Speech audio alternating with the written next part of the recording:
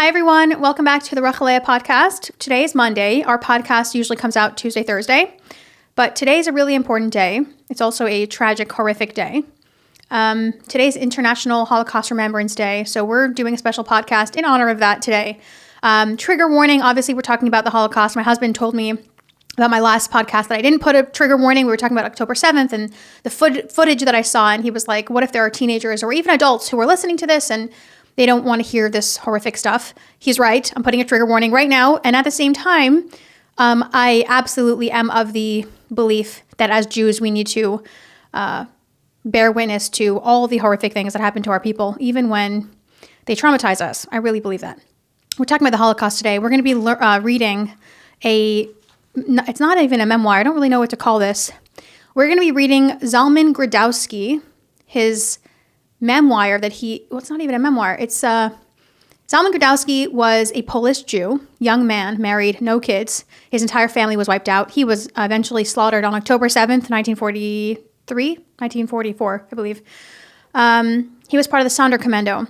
The Sonderkommando was a group of Jews that were, they were all murdered. Almost all of them. The Nazis took very careful, precious time to kill them because the Sonderkommando were in charge of the crematoriums and the gas chambers. So they would bring in all the Jews to the gas chamber, and then when the Jews were gassed and slaughtered and murdered, they would go and take the gold off of their teeth, and they would shave their heads, and they had the worst is not even the word. They had the most horrific, nightmarish, out of this world evil job. And the Nazis took care to murder them because they were witnesses to this systematic murder of the Jews. We are going to be reading this today. Again, today's a little bit more casual kind of podcast, just talking to you as if you're a friend. I think you probably are a friend, hopefully.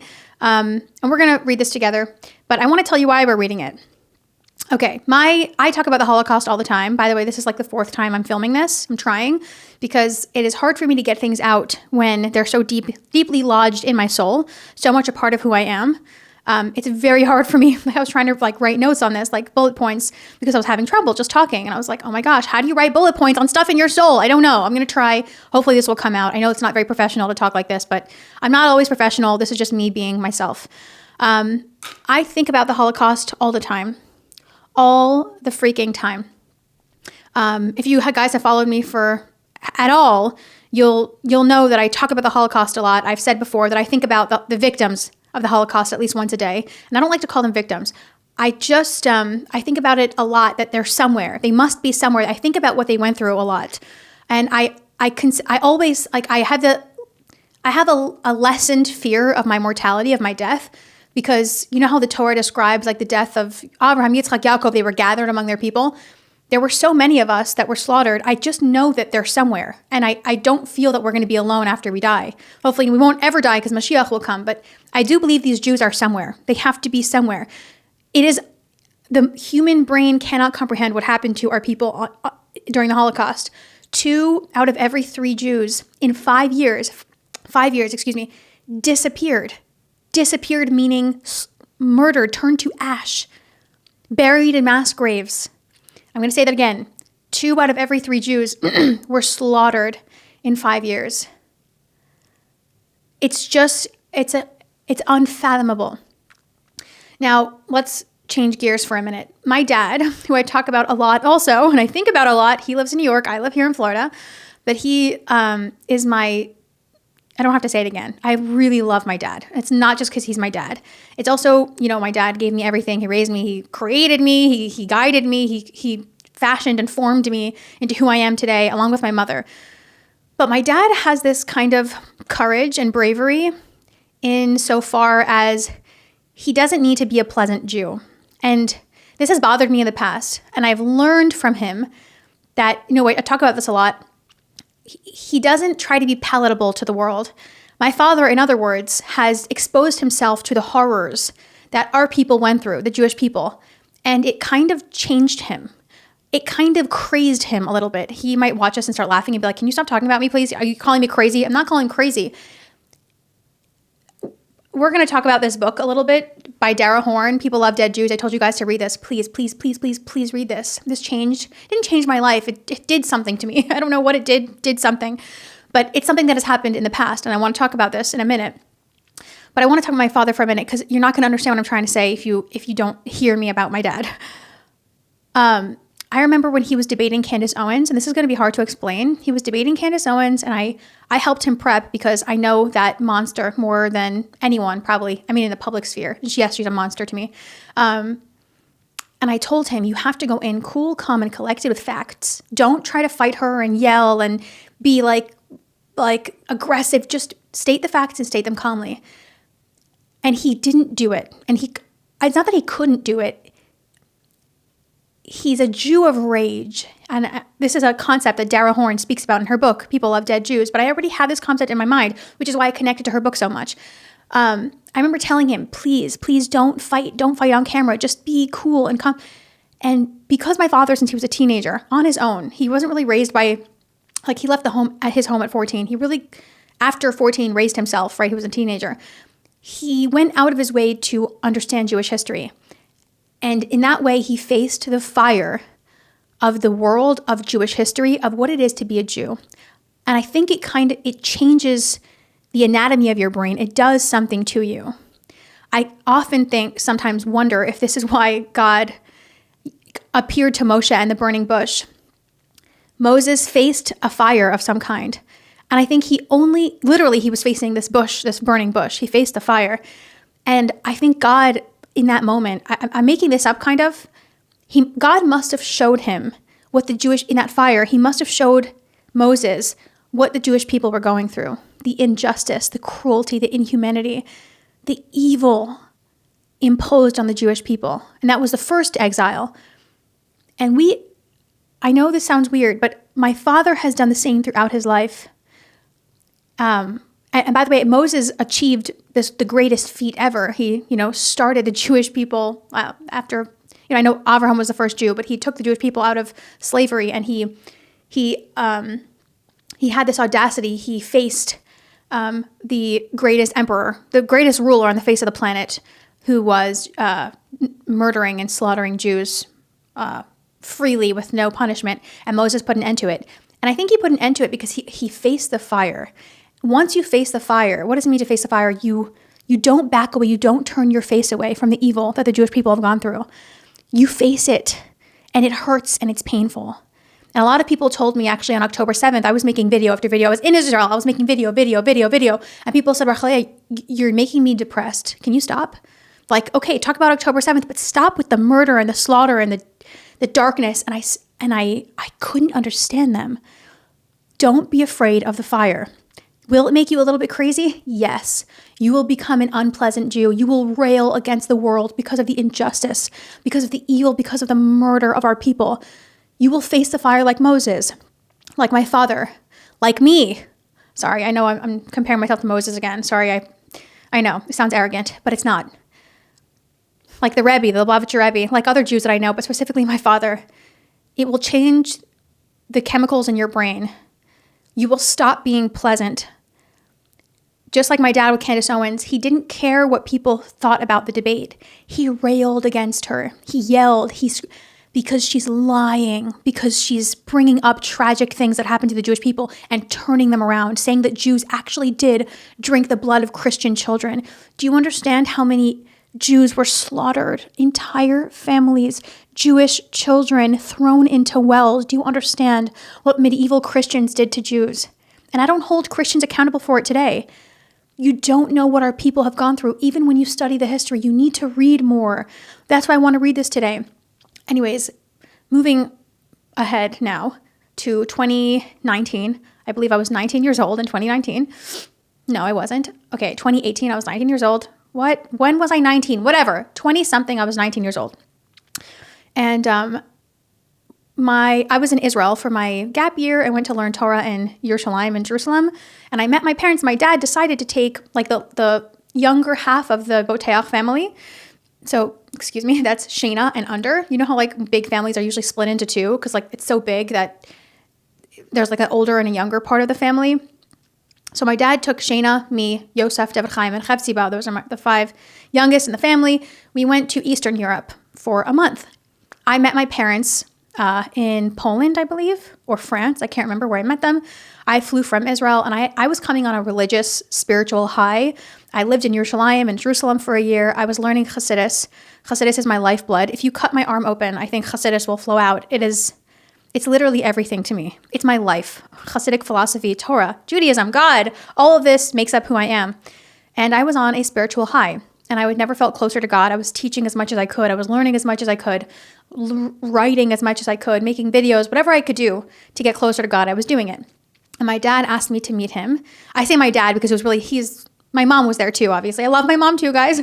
But my dad is, he leads the family to all different parts of the world. And so it was his idea that we were going to go to Eastern Europe for like a few weeks. We ended up being there for a month. And I actually left early because I thought I was losing my mind. It was horrible, really, truly horrible. He took us to Eastern Europe for a month, and we went to concentration camp after concentration camp after concentration camp. We went to maybe 6 or 7 concentration camps. We went to 10 ghettos, maybe 10 or 11 different ghettos. We went to every single mass grave in that pretty much exists in Poland. We followed Hitler's life story, which was odd to me at the time. Why are we doing this? But I'll tell you eventually why that was important. This all made me hate everything, hate the world, hate my parents, hate myself, hate my sibling. I was in the worst. My mental health went haywire. I just was going from this spiritual high in Israel to the most horrific thing I've ever witnessed in Eastern Europe. And my mind, I denied it at first. I couldn't stop crying.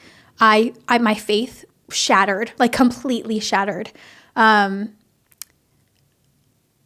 remember going to these graveyards, cemeteries of Jews in the Łódź ghetto, or Lodz, as some people call it, and in the Warsaw ghetto. And there were so many graves Jews were dying so quickly of starvation, of disease, because the ghettos were so tightly packed and overcrowded and overpopulated with no sanitation and no food, that the Jews were just dying and dying and dying. And there was no time to give them these real burials. So they were just buried with like a metal holder with no name. Sometimes they were just an age. And I remember seeing a grave of a girl named Rachel who had died from disease at 19. And I really thought, oh my God, my mind just broke. My mind broke, and I felt like, Rachel, you officially lost your mind. I really thought I had gone crazy, and I broke down. I literally crumpled on the floor, and I couldn't stop crying. And something happened in that moment. I'm going to cry now, where I felt like I just faced the fire. Sorry. I told you guys I can't stop crying. The Holocaust specifically makes me cry.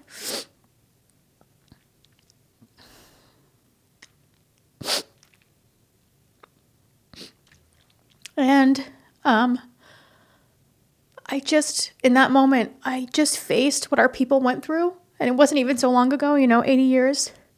This young woman named Rachel, which is my name, 19 years old, my age. And she probably died and was thrown into a grave with with nothing. Her entire family probably also was slaughtered. And that changed me. The time after we went to Eastern Europe, that time in Eastern Europe and after was like the worst time of my life. I was so angry at my father. I could not stop fighting with him. It created so much tension for over a year. I could not forgive him for destroying my faith, because my faith was everything to me. It's not even like, oh, I love God, I'm Jewish. Like my Yiddishkeit, my Judaism was everything. And just seeing mass graves everywhere in Poland. I remember we were walking around Warsaw, and just like there was like a little chain with a little like plaque hanging from it, and it just said like, here lies, I think it was like 700 Jews in the middle of Warsaw. Something broke inside of me. Seeing piles of ashes in Auschwitz. We were walking around Auschwitz and it was raining, and I saw like puddles, and I looked closer and there were just shards of bone. And I even asked someone on the trip, one of the guides, I said, what is that? Those are shards of bones. What? Those are what? You're basically, the entire place is a graveyard. 1.2 million people were, I believe it's 1.2, I have to make sure, were slaughtered in Auschwitz. The brain cannot comprehend what was done to our people. And my father forced me, in short, my father forced me to face the fire. It was a forcing, and I don't think he did it on purpose. It was just, he was leading his children in the path that he took. And I really hated him for it. We did not get along. We're very close now, thank God, extremely close. But it's because I think he did do it on purpose. He knew Rachaliah had to face the fire like Moses did. You need to see the pain of your people. It will screw something loose in your mind for the rest of your life.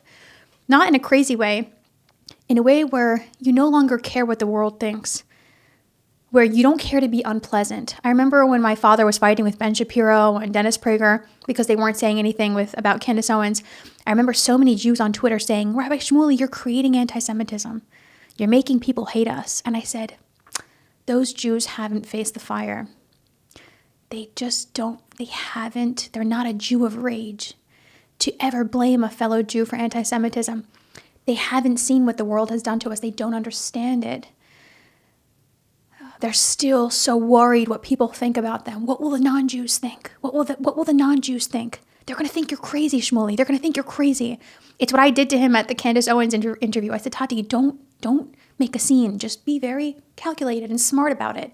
And he refused because he faced the fire, and it makes you become untamed. You become wild. But you don't care. It's like Moses just kind of plowed through the world. He didn't have a care in the world. He couldn't care less.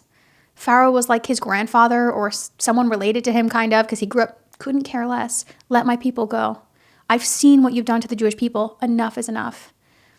I don't care what the world thinks. I've seen what the world has done to the Jewish people. It's why I can't stand Candace Owens.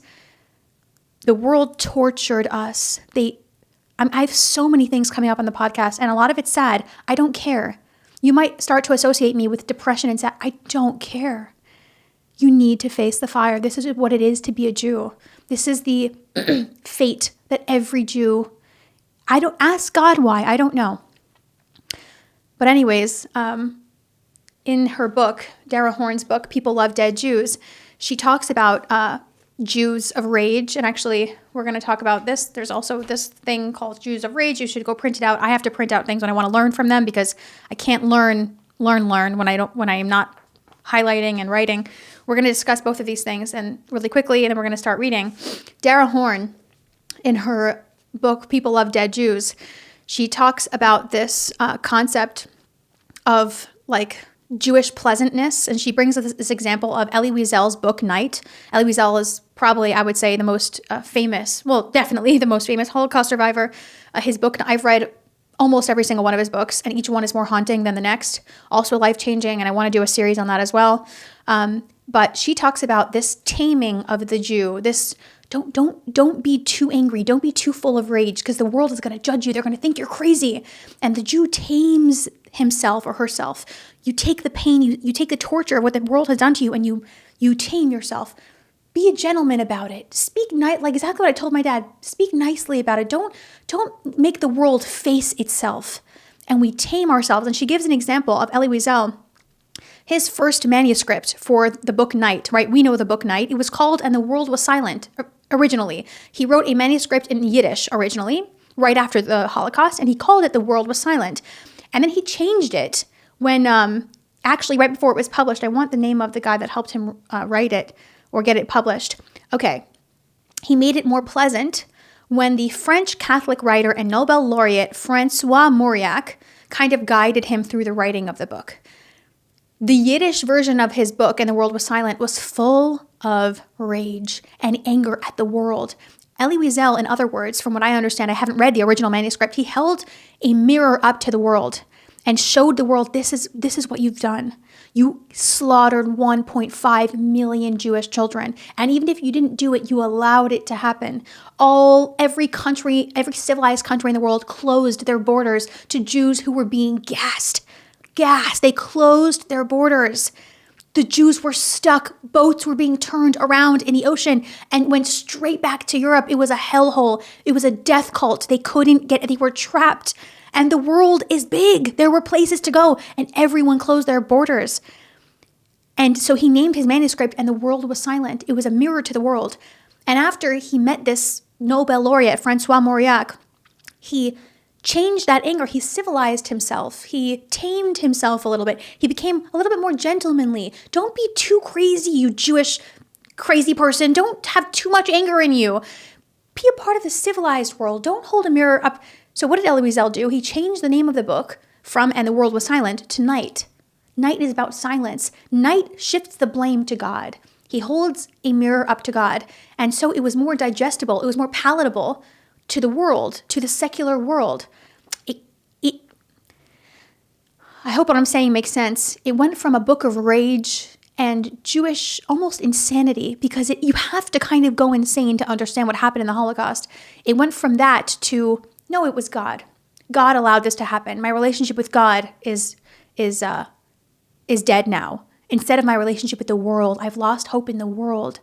In the Yiddish version, Elie Wiesel was talking about how Nazis who took Jewish children and put them in gas chambers, a year, 1946, they moved to Venezuela, or some of them stayed in Germany and they just raised their families, lived great lives. Rage, rage, rage at the injustice. And he changed. Night was like a cleansed version of his original manuscript, because we Jews are not allowed to be too angry. We can't really express the anger and the rage and the injustice at witnessing what has happened to our people. And she asks this amazing question, and she asks, what's one of the most important famous Holocaust books ever? Anne Frank's diary, right? I read that when I was 15. I read it again. I don't know. I read it, whatever. I read it. We all read it. We all know about it. And she said, I wonder what would have happened to the legacy and the reputation of Anne Frank if she had lived, right? The recollection and the memories that we have, the legacy of Anne Frank is something beautiful. She wrote in her diary that she still believes, I forgot the exact quote, it's something like, despite it all, I still believe in the beauty of the world, in the goodness of humankind. Isn't that a nice message for the world? You guys didn't let us all be slaughtered and gassed. As a Jew, I still believe in you. And by the way, she meant it. But maybe she wouldn't have meant it if she knew that she was going to be gassed. What if she was sent to the gas chamber and somehow was saved? Maybe she'd be alive today and she'd be pointing her finger at the world. Maybe then the world wouldn't like her, because these Jews of rage, they're not acceptable to the world. You crazy Jews, what Candace Owens always says, you're playing the victim. You're not always the victim.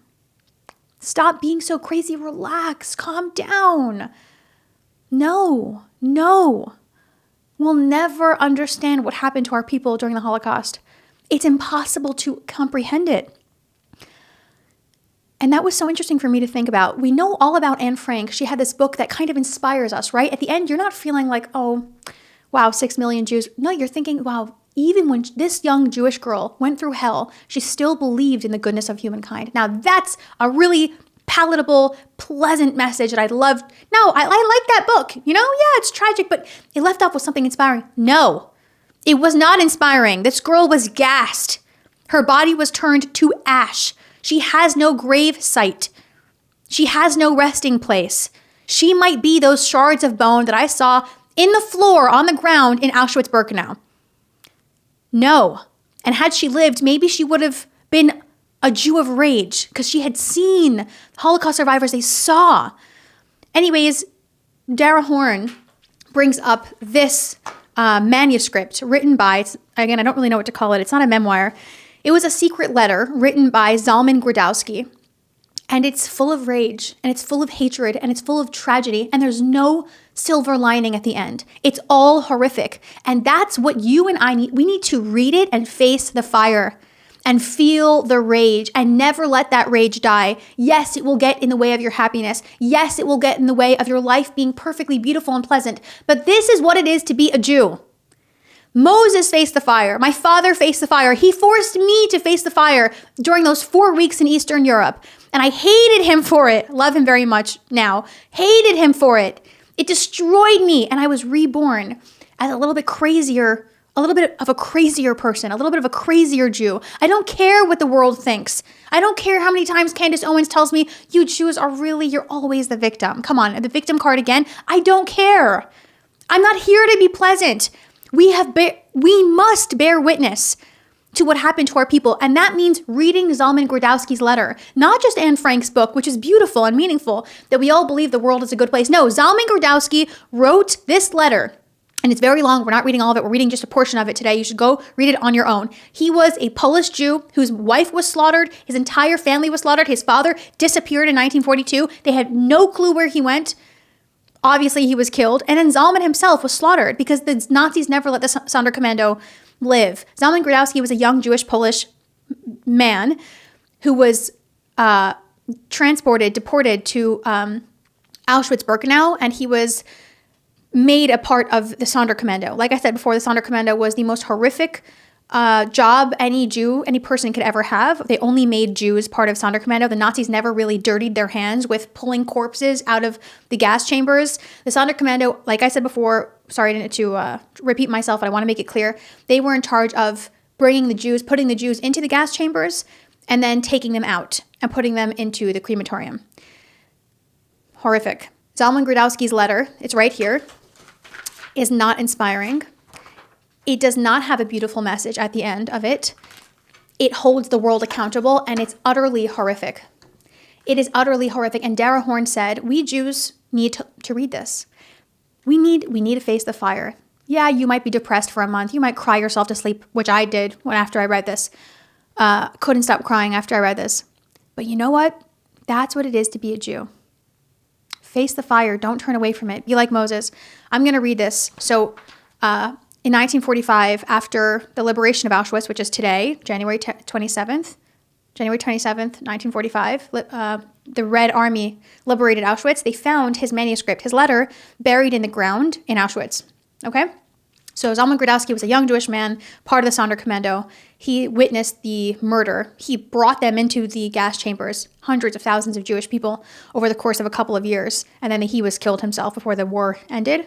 And listen to him talk about what it was like to watch his fellow Jewish sisters, his people, as they marched into the gas chambers, knowing they were about to be killed, knowing that Zyklon B poison gas was about to enter their bodies and their lives would be over forever, and no one would ever really know about it because all the witnesses were killed. Just imagine that, and he's going to describe it to us. This is the introduction by Zalman Gradowski. Again, they found this after the war, buried in the ground in Auschwitz. Dear reader, I write these words in the moments of my greatest despair. I do not know, I do not believe that I myself will live to read these lines after the storm. After the storm, meaning after the war is over. Who knows if I will have the good fortune to unfold the secret I carry deep in my heart to the world? Who knows if I will ever again behold a free man and be able to speak with him? It may be that these, the lines that I'm writing now, will be the sole witnesses to what was my life. But I shall be happy if only my writings should reach you. It's talking to you. Citizen of the free world, perhaps a spark of my inner fire will ignite in you. Talk about facing the fire. And even should you sense only part of what we lived for, you will be compelled to avenge us. Avenge our deaths.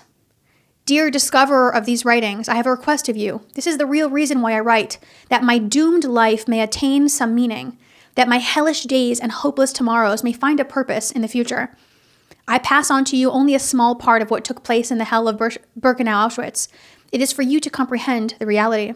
I have written a great deal besides this. I'm certain that you will come upon these remnants, and from them you will be able to construct a picture of how our people were killed. I also ask a personal favor, dear reader, dear finder, and publisher of these writings.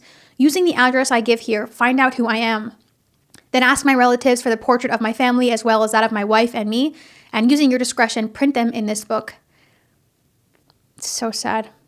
In this way, I hope to immortalize the dear beloved names of those for whom at this moment I cannot even expend a tear. For I live in an inferno of death, where it is impossible to measure my great losses. Of course, I too am condemned to die. Can the dead mourn the dead? But you, unknown free citizen of the world, I beg you to shed a tear for them when you have their pictures before their eyes. I dedicate all of my writings to them. This is my tear, my lament for my family and for my people. Here is a wish Here I wish to list the names of my slaughtered family: my mother Sarah, my sister Liba, my sister Esther Rachel, my wife Sonia Sarah, my father-in-law Raphael, my brother-in-law Wolf. They were killed on December 8th, 1942, gassed and incinerated. I doubt that any of them are still alive. I ask you, this is my last request, to print under our photographs the dates on which we were killed. My own fate is evident from the present situation. I know the day approaches, the day before which my heart and my soul tremble. He's talking about the day he's going to be killed. Though not from love of life do I tremble, for this life is a torment. Yet in the moment left me, I cannot rest. Live for revenge, and immortalize the names of my loved ones. I have friends in America and in the land of Israel. I give them my address below, and from him you can find out about me and my family. He's going to talk about now what it was like taking his fellow Jews into the gas chambers. Families were broken up, men separated from women, young separated from old, and so they were caught in the trap, led to the nearby, still unoccupied camp. Unsuspecting, the victims were tricked into cold wooden barracks, each group separately, and the doors were nailed up behind them with boards. The first phase had succeeded. People were maddened and perplexed. They could no longer think clearly. He's talking about these Jewish people who understood they were trapped now, and they were going to be gassed. When they realized that they had been trapped here to die, they lost hope and no longer possessed the strength to think about struggle and resistance, for every mind, even those that had dispelled all illusion, now faced a new anxiety. Strong young boys and girls thought only of their parents, who knew what had happened to them here, and young men full of courage and strength sat there stunned by grief, thinking of their young wives and their children, from whom they had only just parted. Every outburst of struggle or resistance was immediately overwhelmed by individual sorrows. Everyone was bound to his particular misfortune, and this paralyzed any thoughts about the general situation in which he found himself.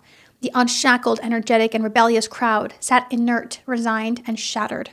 They walked like mourners, with heads sunk deep in sorrow, and the profound sadness that emanated from them spread to all the Jews in the camp, for the road on which they marched was the road to the crematorium, to the hell of the Jewish people. And soon they would see not a celebration of the Jewish people's past delivery from death to life, but festivities of another sort, of a nation of betrayers, talking about the Nazis, who on this night were carrying out the ancient Purim decree, which their God had revived with still greater brutality. Soon we would bear witness with our own eyes. We would have to watch our own destruction as 5,000 Jews, he's talking about the Jews that are right in front of him, 5,000 vibrant, thriving souls, women and children, young and old, would pass under the truncheons of civilized brutes. At the authorities' disposal would be rifles, grenades, and automatics, as well as their constant four-footed companions, their vicious dogs. These would chase and savagely attack the Jews, who, distracted and confused, would run blindly into the arms of death. And we, their own brothers, would have to help them with this, help unload them from the trucks and lead them to the bunkers, help strip them completely naked, and then when all was ready, accompany them to the bunker, to the grave. When we came to the site of the crematorium, the representatives of the regime, were already there, spread out along the field. Several SS men were among them, ready for battle with rifles loaded and grenades at their sides. These well-armed soldiers completely surrounded the crematorium so that if anything were to go wrong, they could respond immediately. The Jews were trapped. Cars with searchlights were set up in every corner to illuminate the battlefield, and there was also a special ammunition truck in the event that they should run out of bullets to use against the enemy, the mighty one. If you, citizen of the free world, could have seen this, you would have been struck with wonder. You would have thought that in the enormous building with the towering chimneys you would have thought that in these enormous buildings, with the towering chimneys were giant-like men who could fight like demons, so well armed they must have been. They could have wiped out entire worlds, mighty armies in an instant. You would have thought these men must certainly be great heroes, prepared to do battle with an enemy that coveted their land, their people, their wealth. Imagine your shock when, after waiting a while, you actually beheld this terrible enemy, the source of this great hatred, the target of this brutal force. Against whom were they preparing to do battle? He's saying the Nazis were so armed, you would think they're arming themselves against a great enemy. And then when you look inside the building to see who they're arming themselves against, these Nazis holding giant guns with their dogs, you would think that they're fighting these giants. And you open the door and you see mothers nursing their babies. Listen to this. Against whom were they preparing to do battle? Against our people, the people of Israel. Soon Jewish mothers would arrive, pressing their babies to their breasts and leading the older children by the hand.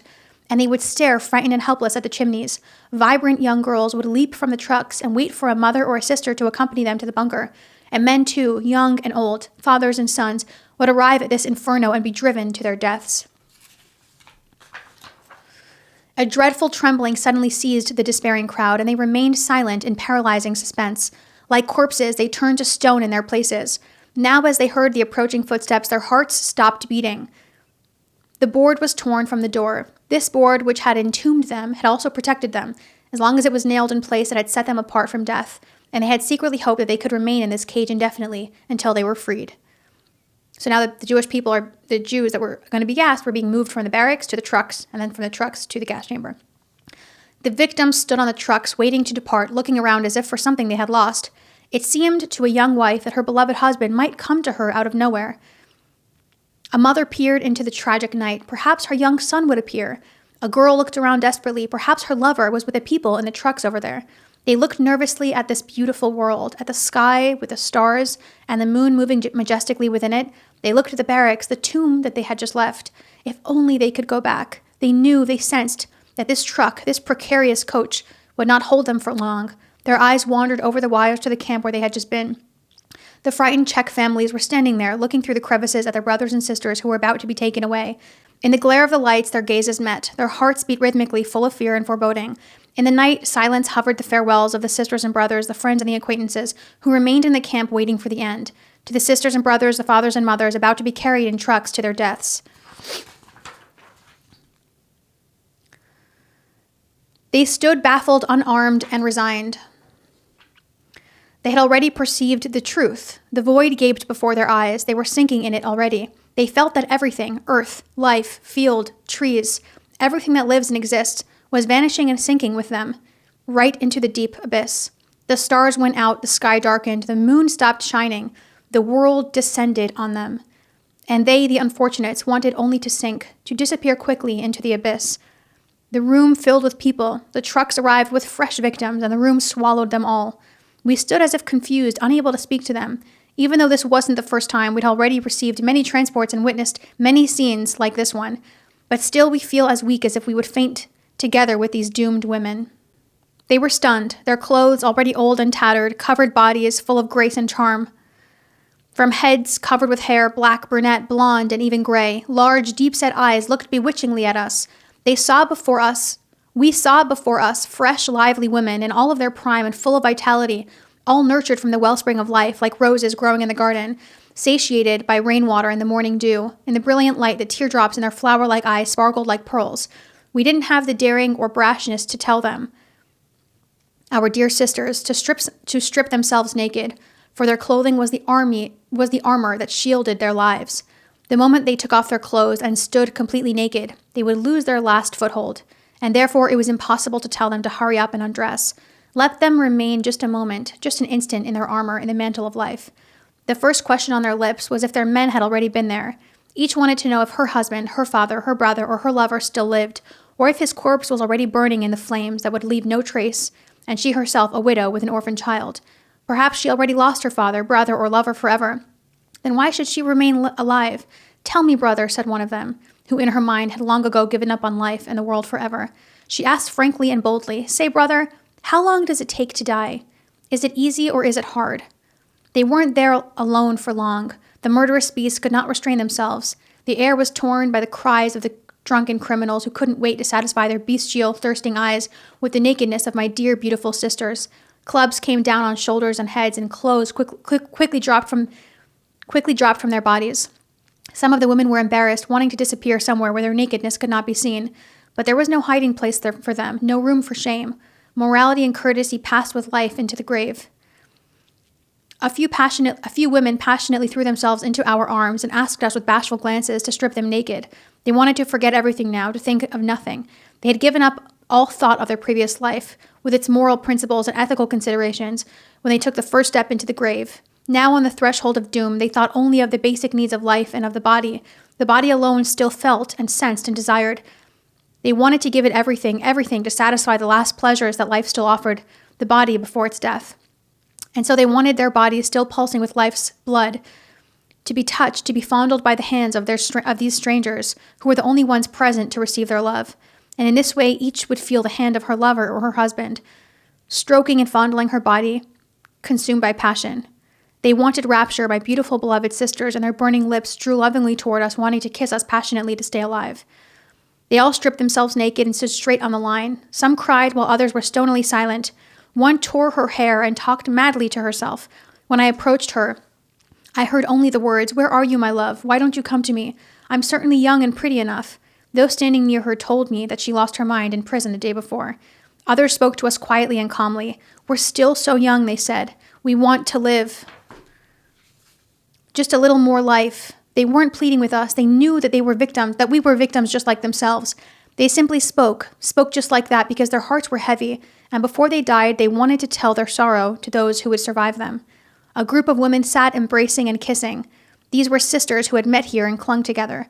There was a mother that sat naked on the bench, holding her daughter, a girl not yet 15, on her lap. She pressed her head to her breast and kissed all of her limbs. Streaming hot tears fell on the young flower. The mother mourned for her child, whom she would soon lead to death with her own hands. More light now poured into the room, into the giant grave. On one side of this hell, the women were now lined up, their white bodies waiting for the doors to open and admit them to the grave. We, the men, still dressed, stood opposite them and motionlessly looked on. We could no longer grasp if this scene was real or if it were only a dream. Had we fallen into a world of naked women who were soon to be the victims of a demonic game? Or had we fallen into a museum or artist studio, where these women of different ages and with faces contorted in every way, weeping softly and moaning, had been brought specifically to serve as models for the artist? These same women who now pulsed with life would lie in dirt and filth, their pure white bodies smeared with human excrement. From their pearly mouths, teeth and flesh would be torn out together, and blood would flow. From the noses, so finely shaped, 2 streams would trickle, red, yellow, and white. And the faces, white and pink, would turn red, blue, and black from the poison gas.